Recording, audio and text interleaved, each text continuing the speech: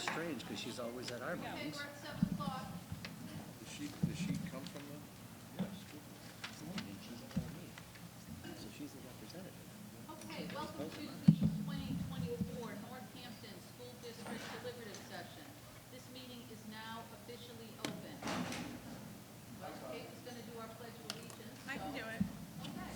If everyone can stand for the Pledge of Allegiance. Sorry. Right. Pledge of Allegiance. Allegiance to the flag of the United States of America and to the republic for which it stands, one nation, under God, indivisible, with liberty, justice for all. Thank you. Okay, let's start with some introductions. Our supervisors of the checklist today are Jane Morse, Kevin Murphy, and Joanne Knox. If you haven't checked in yet, you want to go to the back of the room and check in. They'll give you a little blue card, and you will need that if you want to speak. School District Clerk is Susan Buchanan. School board members tonight. John, how do we get that back thing off? Better? Still bad? Better? Okay. School board members tonight are Kate Belanger, Vice Chair Lisa Gagalis, Mike Gendra, and Daniel Strader. Principal Susan Snyder, Assistant Principal and Curriculum Coordinator is Rebecca Carlson, Director of Student Services Dina Jensen. Superintendent Meredith Nato is here. Associate Superintendent for Finance and Operations, Matt Ferrara. Legal Counsel is Robert Casassa. Rick Stanton is Chair of the Budget Committee. Members here tonight are Sean Dion, Larry Miller, Tom Von Jess, and Andrew Rauchi. I'm your moderator, Bobby Burns. Thanks to Stu Spooner and company for doing the setup tonight, John Savastano and Joy Claderis for doing the recording. The school deliberative session is our opportunity to meet as a legislative body. This is a gathering of all registered voters who wish to participate. This is not a school board meeting, nor is it a budget committee meeting, though budget committee and school board meetings will be running concurrently. School board members and budget committee members are here tonight and participating as registered voters just as you and I. This is your meeting. As such, if you don't understand something or something needs clarification, ask me. At tonight's deliberative session, we deliberate and amend articles. Actual voting on the warrant by casting official ballots will be held on Tuesday, March 12th, here at the school in the gym from 8 a.m. to 7 p.m. Accordingly, we may amend or modify, but not change the subject matter of any article. Discussion will be limited to what can be done at this meeting. We will not vote to put articles on the warrant. All articles, either as is or as amended, will be on the official ballot. Each article will be projected on screen. The articles will be moved to the floor and seconded. I will then recognize someone, Matt, to provide a brief explanation of the article. Then others will be allowed to speak. Some basic rules. This is a meeting of registered voters. Others may attend, but non-voters will generally not be allowed to speak. School administrators, even if they aren't registered voters, will be permitted to speak for purposes of providing information and clarification. Please come up to the microphone to speak. If you can't come to the microphone, let me know and we'll bring it to you. Please show your voter card and state your full name for the minutes. Please address all comments to me. Only one person has the floor at a time. Discussion between parties is not allowed. Once you have asked your question or made your comment, I ask that you yield to the next person speaking. If you are proposing an amendment, I may ask for it in writing to ensure that we record it properly. We will discuss only one amendment at a time. This is simply to ensure that we keep everything straight. Please keep in mind that every individual here wants what is best for the school, but their idea of best might be slightly different than yours. All those wishing to speak will be allowed to speak before anyone has a second chance. Remember, any article or amendment to an article can be reconsidered at any time unless a vote is taken to restrict reconsideration. Once reconsideration is restricted, the article cannot be reopened. We have several positions open this year. One school moderator for a 3-year term. That would be me running. One school clerk for a 3-year term, Susan Buchanan. One treasurer for a 3-year term, Virginia Ginny McLaughlin. If school board members are here that are running, if they could raise their hand or stand, that would be great. We have 2 open positions for 3-year terms. We have Noah Barassa running. Frank Ferraro, Lisa Gagalis, Ashley Haas, and Catherine Rauchi. Northampton Student Government will host a candidates night on Wednesday, March 6th from 6 p.m. to 7:30, and it will be right here at the school in this room. Okay, let's get started with the first article. Do we have a motion to move Article 1 to the floor? I move to open the article for discussion. And a second? I'll second. Okay. Matt, would you like to speak to this article? Yes, thank you.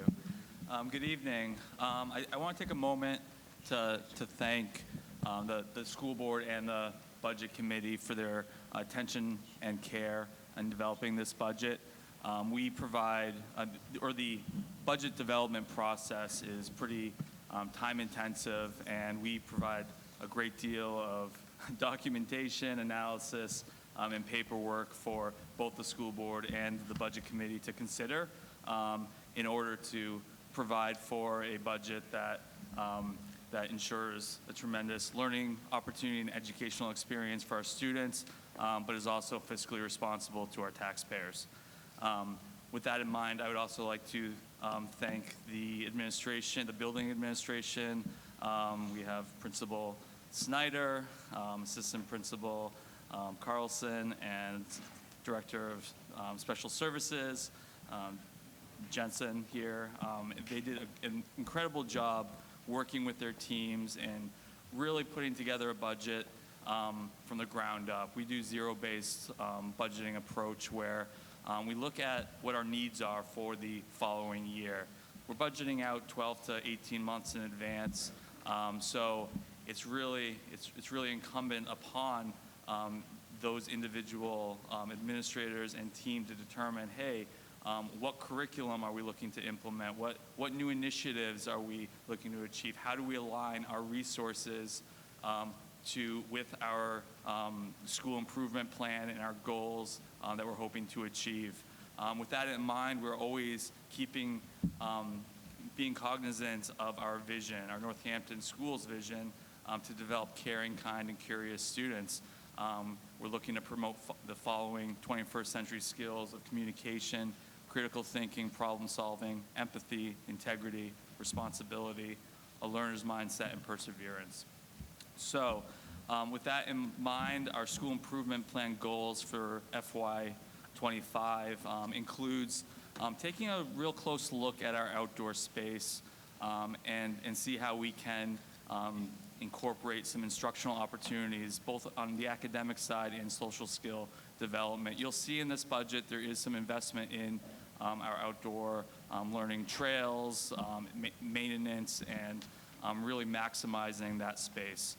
Additionally, we're always looking at how can we support our MTSS system. So that's our multi-tiered system of support, where we can, where we identify students and see where we can challenge our more advanced students and then provide intervention and support for students that may be struggling in an area.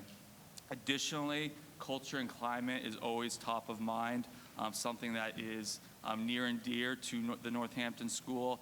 We really want to take care to enhance that culture, maintain and really be proactive with our communication, and look at how we can work with the community, with different stakeholders. We have a really close relationship with the town of Northampton, with the town administrator, Mike Tolley, and see where we can share resources. But communication is key because we understand that not all of our constituents are in the school community. We have community members who aren't affiliated with the school. So we want to make sure that we are communicating with those stakeholders as well. We're always looking at how we can provide high quality special education to our students with disabilities. providing resources and services, and where can we provide in-house services, because as you know, it's typically in the best interest of both the students and the school to keep those students in-house.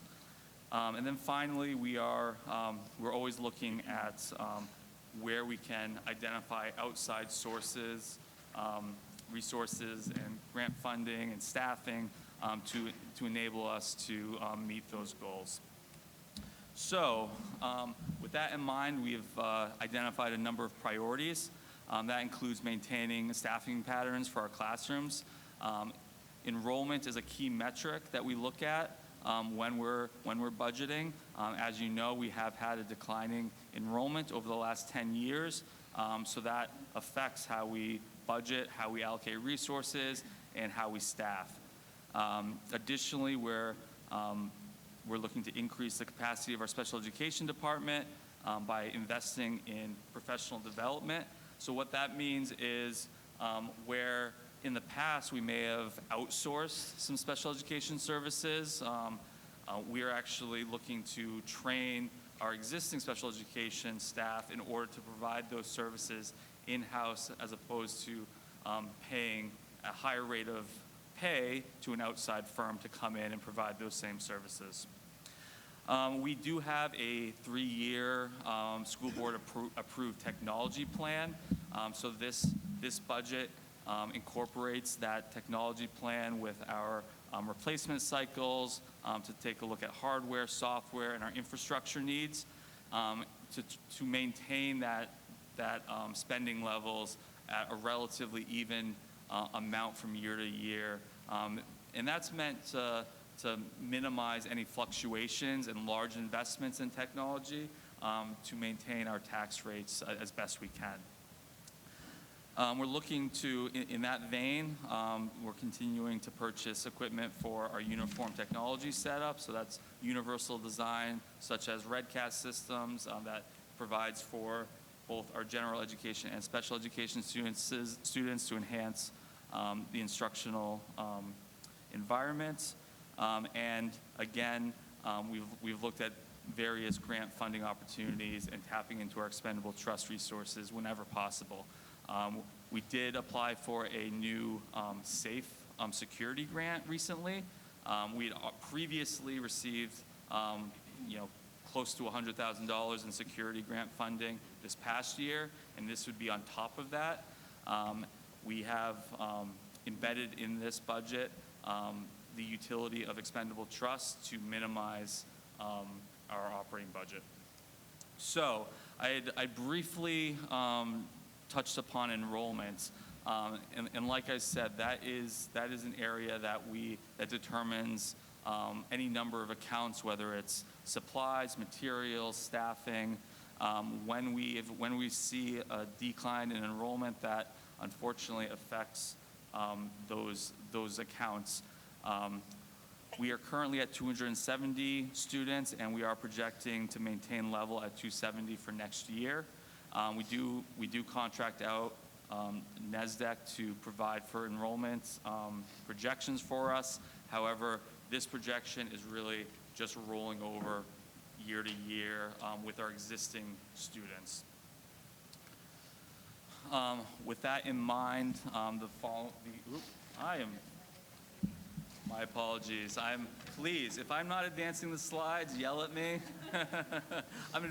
It's a different computer, so I have to advance it on 2 computers. You missed 2 great slides. Luckily, you have some printouts. This chart outlines our class configuration by grade level. As you can see, we're actually projecting 2 teachers per class per grade level, and that's per our school board approved policy on class sizes. I will note on the lower level grade levels there could be some fluctuation. If there's a change in enrollment, say in grade 1 or 2, we may switch teachers. Right now grade 2 is a larger class size. If we lose some students in grade 1, or we we might move one of those teachers over to grade 2. In any event, that's a iterative process where we adjust accordingly. If we were to see a big decline, which we don't anticipate, that's a situation where in the past we've not hired for additional staffing, and the same would be the case. Moving on, our budget is proposed at $10,125,584 for FY25. This reflects an increase of 0.96%, or $96,566 over last year. I'll also note that the proposed budget is actually $60,689 less than the default budget. So we had a number of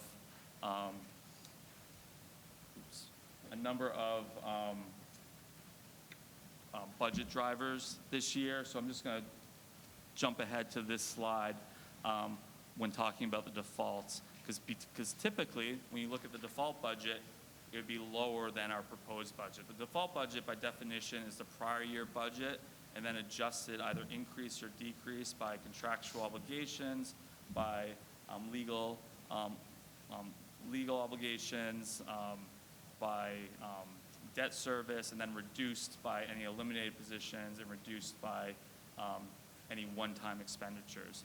Now, in this case, as you can see in this chart, we had a few very large increases that disproportionately affected our budget. Our health insurance saw a very large increase. You'll see it's $109,000, and we actually under budgeted that account by utilizing the Health Care Expendable Trust. Our school resource officer, which was approved at ballot last year as a standalone warrant article, is a $90,000 increase in this budget because it was separate in the warrant article. And then our special education transportation is increased by just over $72,000. So those three accounts represent well more than the entire increase to the budget. You can see the remaining 132 accounts is a reduction of $175,000. So to go into a little bit more detail, what we faced across the board was inflation. So you've all seen cost escalation at home with increased higher costs with your grocery bills, with heating bills, electric. I'm sure the cost of your car insurance, home insurances are all raising.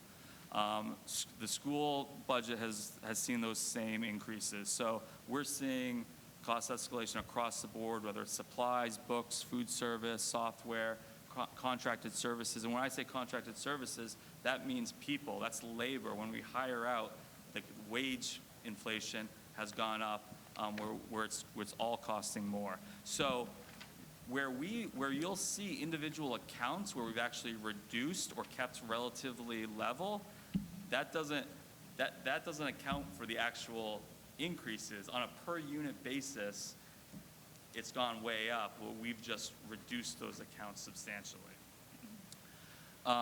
Additionally, on the buildings and grounds side, you'll see some expenditures due to inflation. You'll see some additions on the maintenance of our outdoor trail system as well as the fields. I had mentioned the health insurance premium increase. That was 23.7% GMR. So the guaranteed maximum rate, the GMR, is set in October. That is based on an 18-month trailing claims history. We won't receive our actual health insurance rate until March. So what we do is we utilize our Health Care Expendable Trust as a hedge so we can under budget that account with the hope that we'll see a differential between the guaranteed maximum rate and the actual rate. Now that may not be the case, but worst case scenario, we make a withdrawal from the expendable trust. And I'd mentioned the school resource officer is a net new cost for this operating budget. So on the flip side, there are a number of reductions in this budget. We are seeing a significant savings to our debt service account. So that is the bond issue expiring. So that's over $100,000 that we're seeing in debt service payment reductions. We have a reduction of a halftime music teacher position, and that's based on student enrollment, number of sections that are required for our grade levels, as well as a classroom teacher position. I'll note that no one will be losing their jobs. Those are both retirements. Additionally, we have a reduction of a special education teacher, which is currently unfilled. I had mentioned we staff according to need, so we did not have that need this year to rehire, so we left that position unfilled, which will go to the unreserved fund balance to offset tax assessment at the end of the year. Additionally, we have 4 educational associate positions that we do not intend to fill next year as well. Those are currently unfilled as well. So those are positions that we're reducing, but people will not be losing their jobs. I touched upon this this chart earlier. Again, 3 accounts represent $271,000 increase. The overall budget, to put it in perspective, is a $96,000 increase. So there are really some non-discretionary items embedded in this budget, but otherwise, we really took a hard look at where we could make reductions. So embedded in the budget, we have cost of living adjustments for 3 employee classifications. We have our teachers who fall under the C collective bargaining agreement. That was a CBA that was passed last year. That's a 4-year agreement. And for this year, for fiscal year 25, calls for a 3.0% cost of living adjustment. Additionally, we have our non-union employees, so that's our administrators, our administrative assistants, technology staff, food services, facilities staff. We benchmark those employees to the rate of inflation, so that's the Consumer Price Index, CPIU, for the Portsmouth region for the prior 12 months. So that's, in this case, it's July of 2022 to July of 2023, and that rate of inflation was 2.8%, so that reflects a cost of living adjustment of 2.8% for those employees. And that, I will note, is SAU-wide. The third employee classification is our educational associates. So that's our CESPA union, our paraprofessionals. Those employees' cost of living adjustment is not included in the operating budget. They are a separate warrant article. That's going to be warrant article 2 for the CESPA collective bargaining agreements. That, if the CBA passes, that will roll into next year's budget.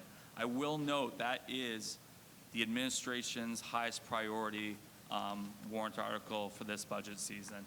Our CESPA employees are a tremendous asset to the Northampton school. They are tireless workers who are in the classroom on a daily basis, working with our teachers and our students to ensure an unparalleled educational experience. They are underpaid at $15 an hour to $19 an hour, and we need to address that. So we'll talk a little bit more about that collective bargaining, that CBA at the during warrant article 2, but I cannot emphasize enough how important that warrant article is. So moving on into the meat of the budget, I'm going to go department by department, provide the budget, whether there was an increase or a decrease, and the reason for that variation. So our general education budget is $2,537,188. That's a decrease of $37,300, or 1.45%. So that reflects that reduction of the halftime music teacher as well as the classroom teacher. Again, that's based on student enrollment. The decrease was offset by the teachers' CBA, salary cost of living adjustment, and step increases, as well as a small increase in our ESOL contracted services. ESOL contracted services are performed by an SAU-wide ESOL teacher that we have at a full-time level, and we allocate that resource by district based on need. So in this case, we have a slight increase based on student need. Our special education budget is $1,853,651. That's a decrease of $19,012 or 1.02%. And this is due to the reduction of that one special education teacher that's currently unfilled, as well as 4 educational associates that are currently unfilled. We also are projecting a decrease in our professional services. And when I say professional services, that would be for related services in special education, whether that's occupational therapy, physical therapy, speech therapy, those type of services. So I will also note that these decreases represent what our current student need is. That can change. Students may need additional services. They may need less services. Additionally, we may have a family move in that requires special education services. However, these are legally mandated items that are provided for per each individual student's IEP. We did see an offset to the increases, or we saw an offset to those reductions with an increase with our out-of-district placement tuition.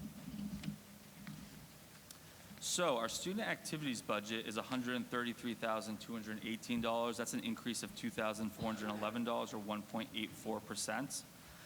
So this is primarily due to an investment in our new girls and boys basketball uniforms per the replacement cycle.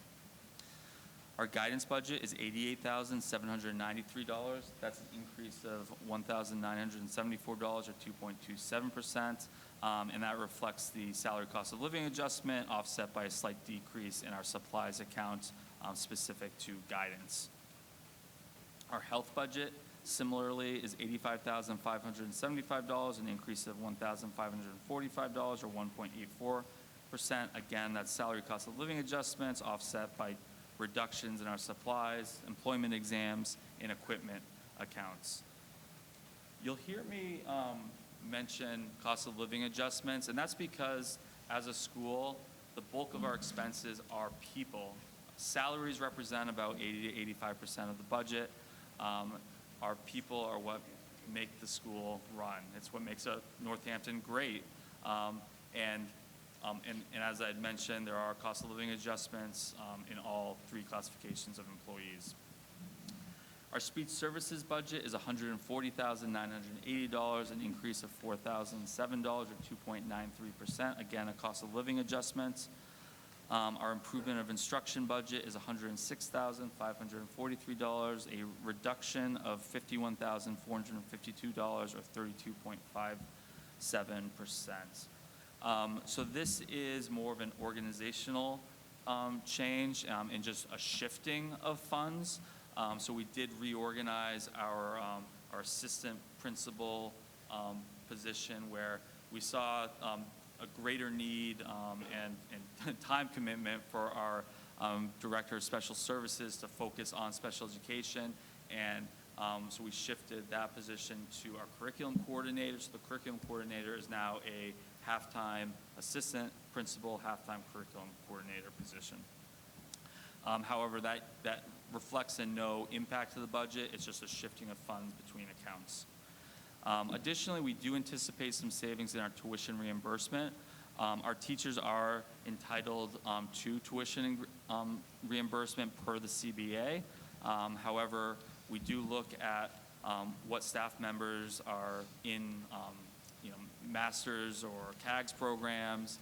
We ask for them to submit what their plans are for professional development, and we do anticipate less of a need for next year. Our educational media budget is $143,053, an increase of $5,291 or 3.84%. So this slight increase is due to cost of living adjustments as well as an investment in our books, print media, and information access fees. So our technology budget is $325,781. That's a slight reduction of $1,307 or 0.4%. I had mentioned that we do have a 3-year technology plan in place. So this maintains our essential level funding from the prior year with our replacement cycles, our one-to-one device plan, our staff laptop replacement plan, as well as our other replacement cycles. Our support services budget is $90,000. So this is a new account that represents the addition of a new school resource officer, which was approved as a standalone warrant article on the March 2023 ballot. It will be a Northampton Police Department employee, and we will have a MOU in place with Northampton PD to share that cost. This represents about 75% of that cost for the school year, and then that staff member would then be working for the town during summer vacations, or school vacations rather, but the bulk will be in the summer. Our Board of Education budget is $30,182, a decrease of $797 or 2.57%. And this is primarily due to a reduction in our legal account based on actual expenditure history. So our SAU services budget is $298,847, an increase of $13,546 or 4.75%. The SAU services account represents the SAU office, so the Office of the Superintendent, the business office, accounts payable, payroll, human resources, our curriculum instruction and assessment, and student services. The allocation is based on enrollment and property valuation. So the actual SAU budget was 2.8%. However, Northampton's apportionment went up 4.75% because it's relative to the other school districts. So in this case, either the other districts saw a relative decrease in enrollment or property valuation relative to Northampton. The SAU model is intended to provide cost savings for all the member districts. So we really take care to look at where can we achieve economies of scale. We do SAU-wide purchasing when we look at technology, software, our printer lease contracts. We do our energy contracts are negotiated out SAU-wide. So there are significant savings when it comes to those type of purchases. We also look at where can we share resources. So I had mentioned the ESOL teacher. We've also had some other related service positions that we've shared across districts in order to provide a better quality staff member, but at a lower cost because it's shared across the board. It's more expensive, and oftentimes it's more difficult to find a high quality personnel when you're hiring a part-time position, but when you can hire a full-time position and share it, it's a win-win situation. Additionally, we take care to work on the curriculum side and have professional developments to bring all of our teachers together from the various districts to align our assessments, rubrics, our various standards and competencies to best prepare our students on a more aligned basis to graduate from 8th grade into Winnicott. All that being said, we understand that each of our individual districts are unique and have their own identity, and we want to maintain that identity and autonomy and not have it be an SAU, but each individual district. So our school administration budget is $321,106. That's an increase of $412 or 0.13%, and that's due to cost of living adjustments, step increases, which were offset by decreases in our workshop seminars and our dues and fees. Our buildings budget is $654,413, an increase of $54,707 or 9.12%. Buildings and food service were both disproportionately affected by inflation. We've really seen some large increases when it comes to various cleaning products, supplies, any type of contracted work, our insurance premiums, equipment and materials. Additionally, we do have a proposal to replace the cedar shingles and upgrade our exterior security cameras. I will note, however, when it comes to the security cameras, we do have that SAFE grant that we are hopeful that we'll receive funding. If that occurs, we will earmark those funds to return to the town to offset assessment. Our grounds budget is $75,763, an increase of $30,818, or 68.57%. So again, we saw some big increases when it came to snow removal, lawn mowing, grounds maintenance. Those costs have increased dramatically. We're also looking at doing some additional work on our athletic fields because the grass is in pretty rough shape. We've seen clover kind of overtake those fields. We're also investing in our trail maintenance to ensure that we can utilize the trail system. And we've included a phased seal coating and line striping 2-year project for our parking lot. So our vehicles budget is $2,001, an increase of $1,100 or 122.09%. And that simply reflects the maintenance for our school truck. Our transportation budget is $705,859, an increase of $67,111 or 10.51%. So this is primarily due to an increase in need for our special education transportation, and that's based on both in-district and out-of-district transportation for our students with disabilities.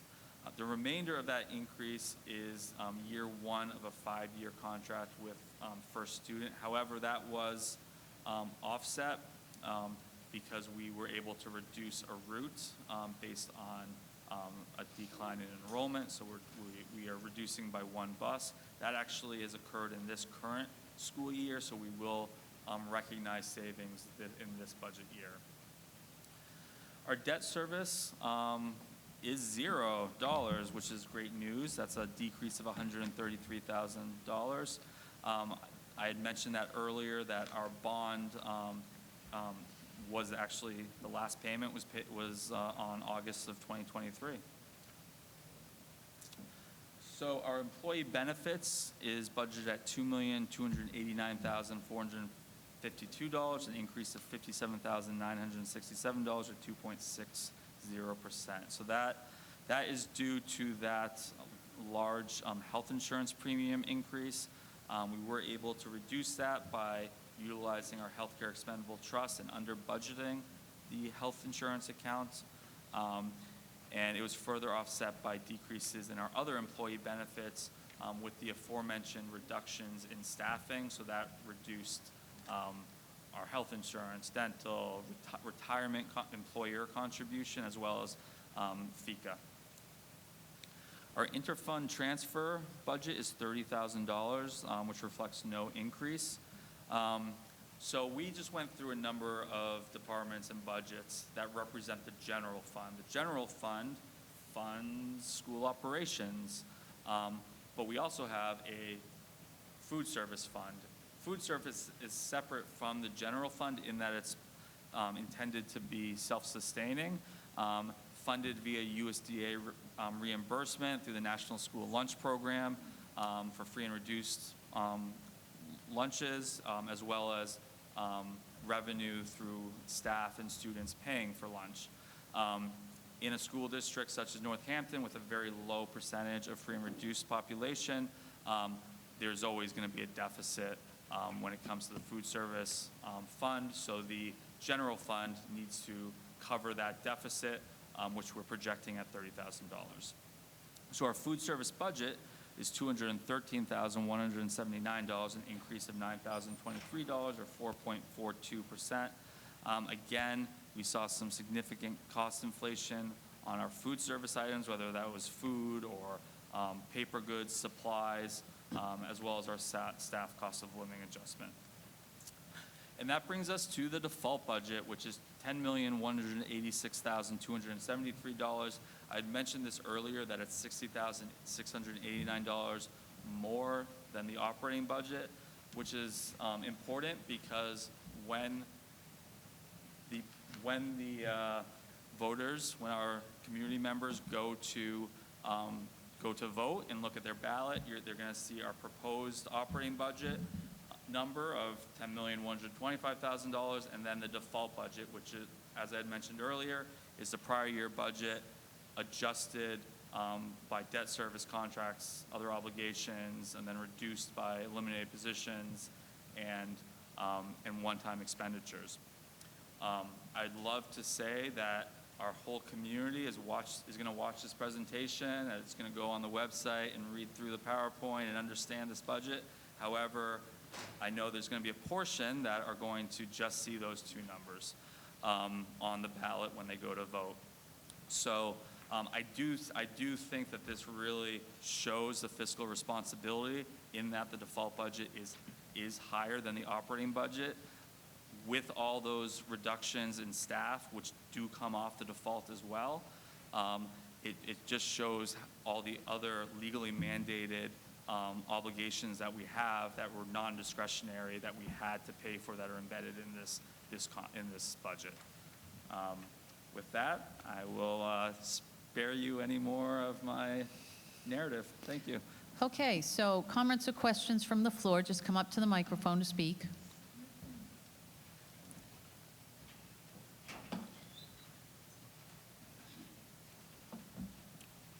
Hello, Anne Marie Banfield. I have a few questions. Should I do one at a time and see if other people want to come up? How do you Yes. want that? Okay, perfect. The lunch program, Matt, the number that you had up there, and then I thought I saw in the detailed budget a $30,000 figure. Can you explain that to me? Like, I don't understand why the price charged for school lunches isn't covering, if I'm reading this right, isn't covering the expense of that budget item. Does that make sense? Yeah, so we actually look at our school lunch and breakfast prices on an annual basis, and we have been increasing those rates on an annual basis. However, on a relative basis, it's just not enough revenue to cover the cost to run a food service program, unfortunately. Okay, other questions? Anne Marie, you can come up and ask another one then. So just to clarify that, then the cost to the taxpayers is the $200 and whatever $1,000 that you had up there, correct? That's the difference between what's So coming. really, the cost of the taxpayers is really just the $30,000. The $30,000, okay. The $213,000 is funded via revenues, so you're just not seeing the revenues side. Okay, got it. Through the USDA reimbursement and then the actual Okay. lunch payment. Okay, so we have So it. the $30,000 is essentially the loss. Okay, got it. Thank you. A couple of things. Thank you for the detailed information tonight. I really appreciated that effort. I also wanted to say that I appreciated that spending on the special ed for professional development, I think, is well worth our effort, too. The SAU budget, what is the total for the SAU budget? It looked like we were, out of here, it was like 200 some odd thousand, but since there's other schools involved, what is the total for the SAU budget? So I can tell you exactly in this one moment. It's about $2 million.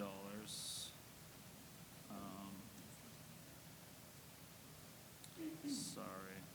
It's okay. I don't mind. You never find something that, If you want to just guesstimate, like close. about $2 million. About $2 million, okay. Yeah. So, $2 million for just the SAU, correct? Correct. Okay. And then how many employees in the SAU? 14, so it's $2,205,952. Okay. All right. And then we're increasing our budget by 13,000. So is other schools also increasing their budget by the same? That's 4.75 increase? No, not the same. So the SAU budget went up 2.8%. So it's based on it's a formula of student enrollment and property valuation. So if your property valuation went up relative, or your enrollment went up relative to the other schools, then your percentage goes up, or goes down if it goes down. Okay, so it's based on that. So it's more relative to the other districts. Okay, one more question on that particular item. So how has that budget been? You say there's 14 employees, it's a $2 million budget just for the SAU, which is, what, a little less than 25% of our whole school budget. Just the SAU is $2 million. It just seems like a lot, seems like 14 employees, a lot. We're reducing the teacher by one, which makes sense. I guess I'm wondering, 14 employees at the SAU seems like a lot of administrative costs to this district and the other schools around that's part of SAU 21. I think that's it. So that also includes like the ESOL teacher, which actually isn't one of the employees, so that's a shared resource. There's actually 2 ESOL teachers in the SAU budget. That's not included in that $2.2 million number. It includes, financial software, some of our SAU-wide software goes in the SAU budget that all the districts share.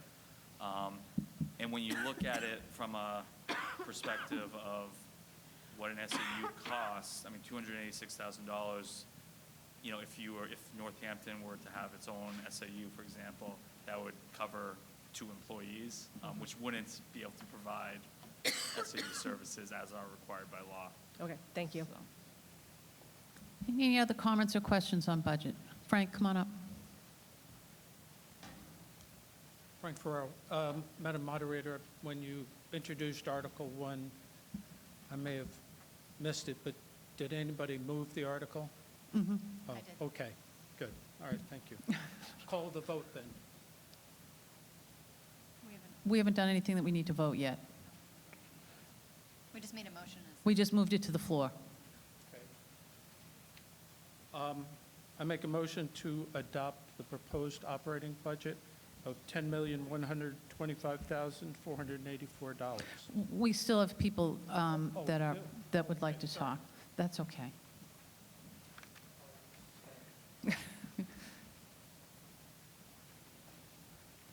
Kirsten Larson Schultz, just 2 questions to follow up on Anne Marie's question. So my understanding is that the formula as far as our percent increase to the SAU is related to property value and enrollment. So even though our property values went up and enrollment went down, we still get an increase. Is that correct? Right, it's relative to the other school districts' property valuations and enrollment, so other schools are seeing enrollments decreases and everyone's property is going up. So it's just whether Northampton's property went up more than Hampton Falls. Okay. Okay, thank you. And then just one question. There's been rumblings, if another school was to drop out of the SAU, how would this impact this number right here for the SAU services?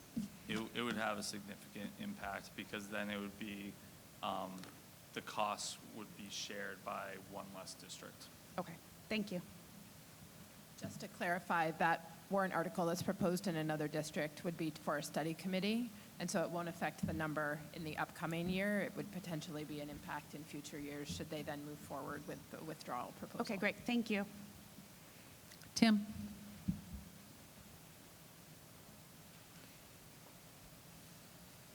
Tim Faley, 3 North Road. A real quick question, I'm not real smart. What's FTE?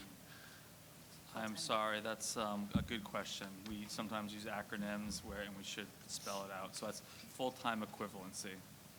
So so one full-time FTE would be 100% employee. Half would be, or 0.5 would be a 50% employee. Can I keep going? Yeah, go ahead, Tim, ask again. So it would be like one employee? Yes. So essentially in the special education department, we lost 5 employees. Right, well, Or 5 yes, so unfilled we're positions. reducing 5, so one teacher or case manager and 4 educational associates, Right. correct? So on that decrease of 5 unfilled positions, and it's only a $19,000 decrease, how is that 5? Well, how is it with one employee, how is $19,000 a full-time employee?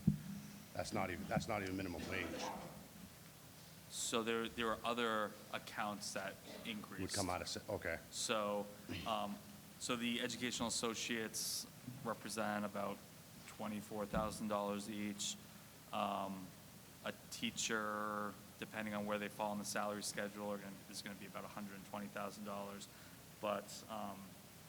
But we had increases in our out-of-district placement tuition, as well as staff cost of living increases. Right, I guess, so what my question is if we're saying the decrease is from losing a teacher and not filling 4 other positions, but that money for those positions comes from another line item, why is it a $19,000 decrease? What's the $19,000 that's decreased? So there's And just to throw it out there, my concern is we have 5 positions that are not opened, and our goal is to better train the teachers, and it seems to me that in that field, those teachers are already hard up against it. Why would we not want to fill those 5 positions instead of just putting more work on the teacher that's already in there, that's staying? And how is that going to promote keeping teachers, which is in the first line of the budget was, hey, we want to keep the teachers we got, but you're giving more work for them with the cost of living adjustment and less teachers. Yeah, we're not giving, so we do a staffing analysis every year. And it's based on the student need, the caseload. So there was less need for a teacher based on our special education load. So we didn't need to hire that position, as well as the educational associates. And we're not giving teachers an additional work. We're providing more professional development so that they can provide some of that specialized reading instruction that we're currently contracting out.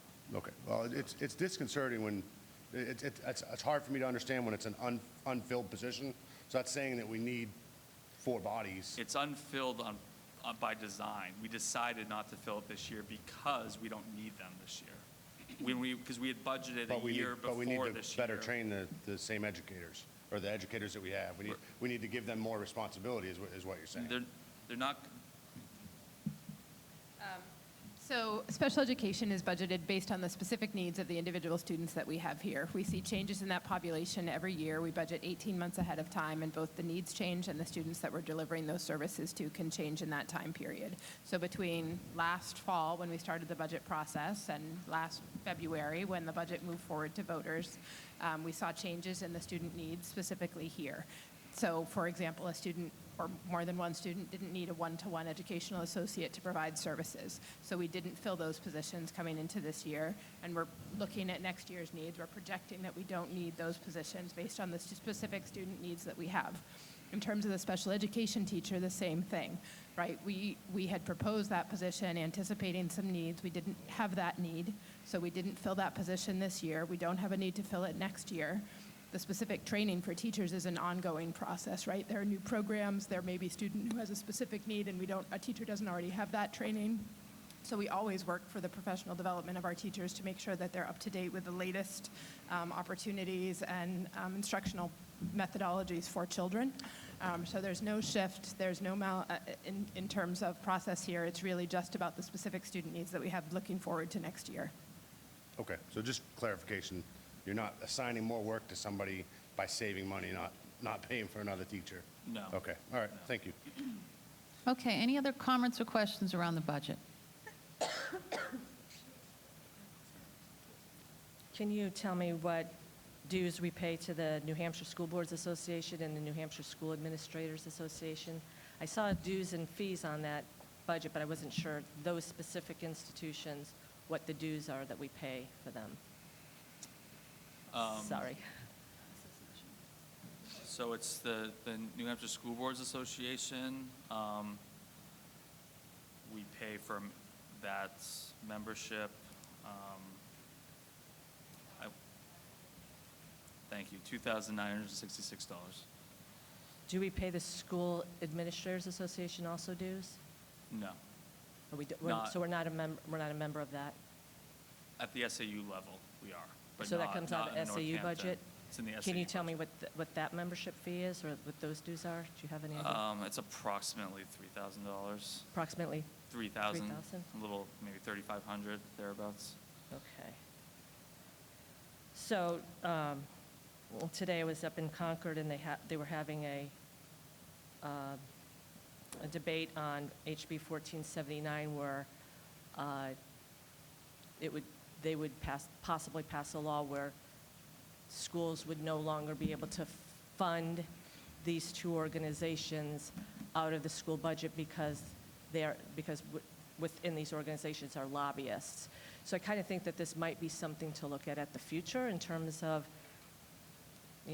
the debate was, why are we taxpayers funding lobbyists, especially, if we're losing teachers.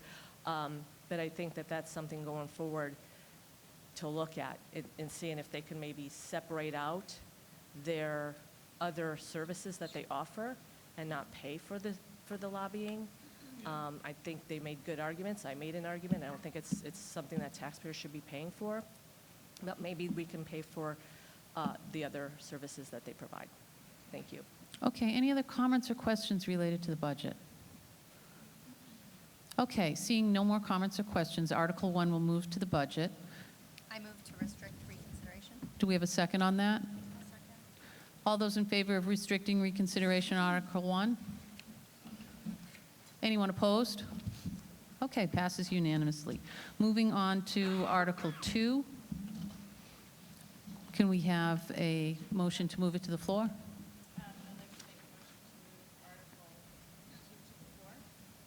Second? Oh, just kidding, I went out of order. It's been 2 seconds. That's okay. 2 seconds is fine. Matt, do you want to review this? Yes, please, thank you. So Article 2 is the Seacoast Education Support Personnel Association, so CESPA collective bargaining agreement. This warrant article was approved unanimously by all of our member school boards and all of our member budget committees, which is really a testament to how important this warrant article is, to have that unanimous vote recommendation. This is an incredibly important warrant article, and from the administration's perspective, it is the #1 top priority. These are employees that are in the classroom every day, working with our teachers, assisting with our students to provide individualized, personalized instruction. And they work tirelessly, selfishly, with very little recognition and very little pay. These are employees that are working not only in special education with some of our most challenging or working with our students that are most vulnerable, but also working in general education in our lower grade levels, where students are learning foundational early literacy skills and early math skills. And it's really important to have another adult in the classroom assisting the teacher to ensure that these early learners are building those foundational skills. These employees are being paid $15 per hour to $19 per hour, which is frankly abysmal and is non-competitive with other school districts and with any number of retail businesses in the area.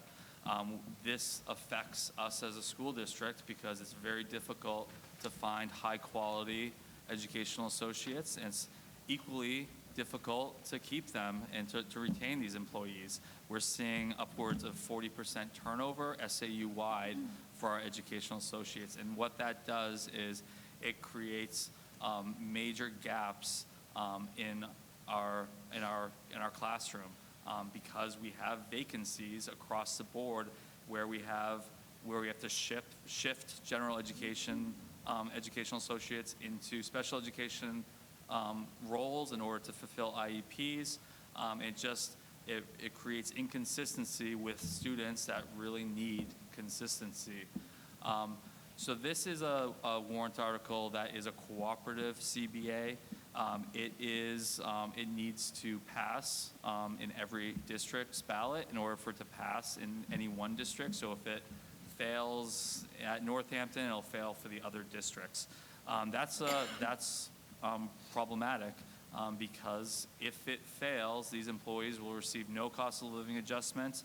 They will receive no steps. They will receive no benefits increase. I had mentioned the compensation being low. Benefits is also an issue with our educational associates. They currently receive a single person low-cost health insurance offering. What this CBA does, we hope will address many of these challenges. We are increasing or proposing to increase the salary by $2 per hour in years 1 and 2 and $1 an hour in years 3 and 4, and providing a 2-person health insurance plan in years 3 and a family plan in year 4. Again, I cannot emphasize how important this warrant article is for the success of our students in the classroom and to these exceptional employees. Thank you. Thanks, Matt. We'll now move that to the floor. We had a request from the CESPA president to provide some brief information. So I'm going to ask, do we have a motion to allow her to speak here tonight? I'll make a motion to allow her to speak. Do we have a second? So this would be, I'm going to ask you to vote if you're willing to have a non-voter come and speak to you tonight on that. So all those in favor? Anyone opposed? Okay, come on up.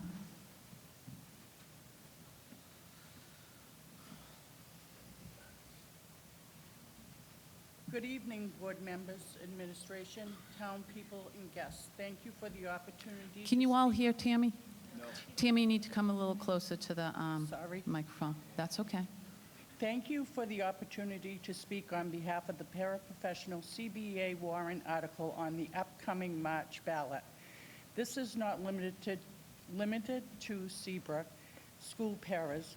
We referred to many names: paraprofessional, teaching assistant, EA, which stands for educational assistant or associate. Truly, everything assistant fits the bill. Tonight, we hope you can give a better understanding of who we are, a glimpse of what we do, and the standards we are held to. We are a collective group of assistants made up of newer hires to those who have been here for many, many years. Each one has their own skill set and understanding of what it takes to keep the gears moving in the elementary and middle school. Together, we continue to be knowledgeable, but more importantly, flexible and versatile. Some days that comes with little to no notice of a change in our daily schedule. It may not be what we thought we would be doing, where we thought we would be, or even who we thought we would be working with, but we always hit the ground running. EAs work with entire classes as a one-on-one or with small groups, all being either general ed, special ed, or a combination. EAs assist all students all day long, at least 6 hours out of the 6.5 day. Our day is not to just set out or gather materials to clean up after breakfast, snack, and lunch, nor to do weekly crafts. We also help with what's being taught every day through reading groups, math centers, writing, social science, health, language. We also help students who may need to catch up on missed work, need time to practice skills, help with snack, recess duties, lunch duties, unified arts, and the highly important social emotional learning. Our students spend the majority of their day in the company or the presence of an EA, and more often than not, they will go to an EA with a problem first. It is only natural. It is also only natural to see EAs assist students that are not even a typical part of their day, because when there is a student who seems to be in need, EAs will make themselves available. We also help with behavioral challenges on a daily. Some assist with arrival of students in the morning and others dismissal in the afternoon. On occasion, this is before and after our working hours. It's very true that even for the EAs, there is not enough time in a day, especially for those assistants that need to fill out daily Medicaid logs and running monthly reports of those logs for designated students. It all takes time. Time is all we have. Whoever said time is money never met an educational assistant. Some of you may be wondering if we have what it takes, if we are trained or certified for all that we do. We are here to tell you we are indeed. We follow the Para Education 2 qualification as set by the NHDOE. To hold an EA position under the Para Educational 2, proof an associate's or bachelor's degree, and taking and passing the Para Education 2 test are needed. We also need to recertify every 3 years by submitting 50 hours of professional development to DOE. All of this takes time and money. Money we struggle to have, as many of us are already holding second jobs. $22,700 a year doesn't go far, and that is the top of our scale currently. What we do in the schools and all that we help with is truly invaluable. We do not want to be anywhere else if we can help it. EAs do not fall under the same contract as the teachers. We did not benefit from their contract, which passed last year. In the upcoming March 12th election, there is a warrant article with the new paraprofessional CBA. It has been 4 years since we have brought one forth. This CBA comes highly recommended by all school boards. We EAs are here to ask the community to please think of all that has been shared this evening, all that we do for the schools, teachers, children. We know you are probably thinking, we just can't afford it. But we implore you to think and ask yourself, ask your teacher, ask your kids. Can you afford not to? Thank you. Thank you, Tammy.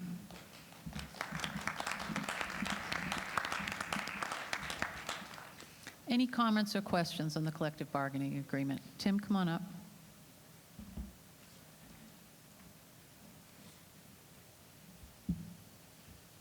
Still Tim Faley.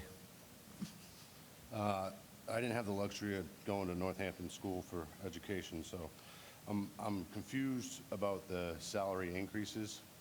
Is that $53,000 from what they're getting paid right now? Correct. So this is an increase. So Is that per employee? no, that's the total. Total over how many employees? About 20 or 18, 19. 19. So I agree with everything you're saying, and I feel like we did a disservice where we voted last year on the teachers' CBA, and we had the CBA to look at and see what we were offering those teachers. I don't have a CBA to see what we're offering them. Instead, I just have a pay increase, and I think the job entails a whole lot more. So I don't know if we can get a copy of that somehow sent out to parents before they do this vote, but I think that will help explain the dire needs that we're in here, where this is definitely a necessary yes for the voters of Northampton. Yeah, so so if you go on the website, there's a video that goes into detail on the CBA. There's a PowerPoint and the full tentative agreements. That's on the Northampton school website or school board? It's on both the SAU 21 website and the Northampton website. Okay, I appreciate that. Okay, thank you. The video is must-see TV. Okay. Any other comments or questions? Okay, Article 2 will move to the ballot as written.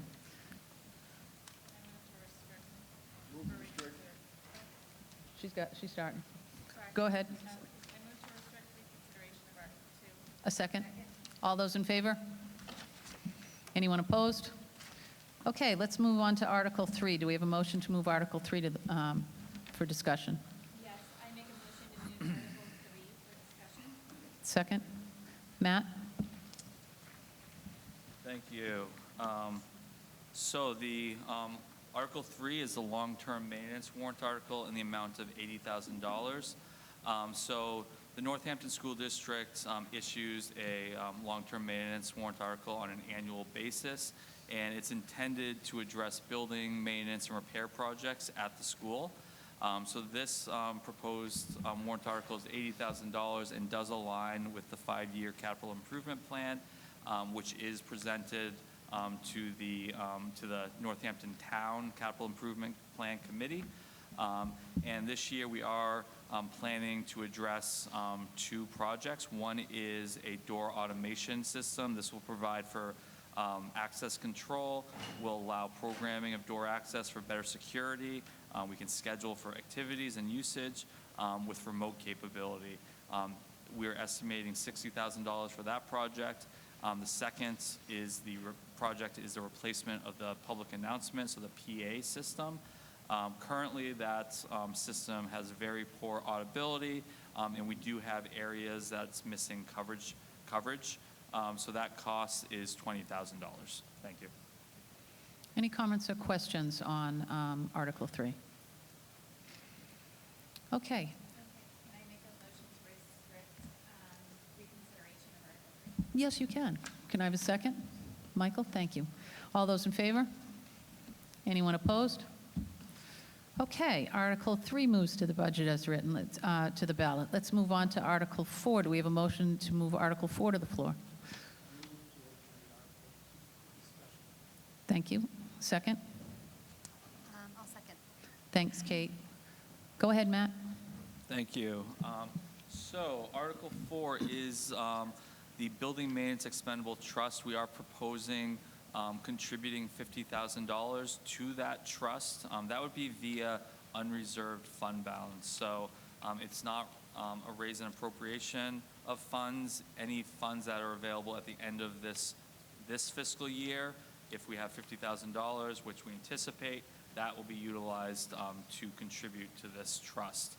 The intent of this trust is to help maintain an appropriate balance to safeguard the school against unforeseen building and maintenance issues.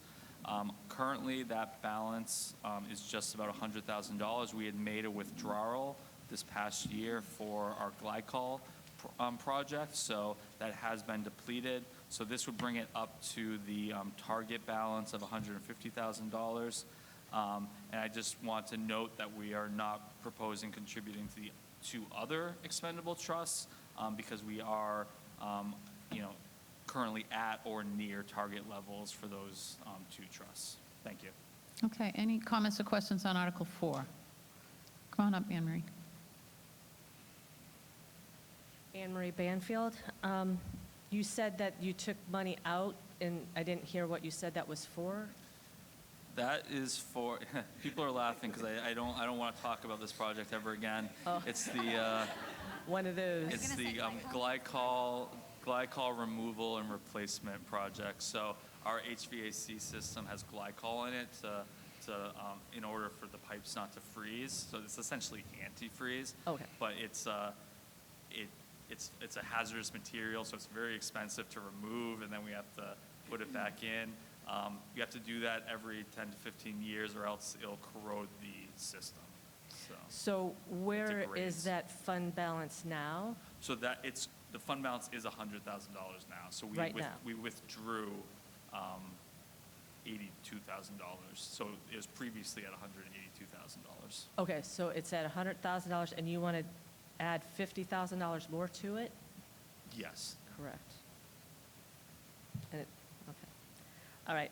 I could see why 2 budget committee members voted against that. It seems like $100,000 would be a substantial amount to have in there. Just a comment. Okay. All right, any other comments or questions? Okay, Article 4 moves to the ballot. Motion to restrict reconsideration? Yes, I move to restrict reconsideration of Article 4. A second. All those in favor? Anyone opposed? Okay, I don't think I forgot anything at this deliberative this time, so I will go and say that this meeting is officially closed. Remember to all come and vote on Tuesday, March 12th. And thank you all for coming tonight. Thanks, Bobby. Larry, you can go watch basketball.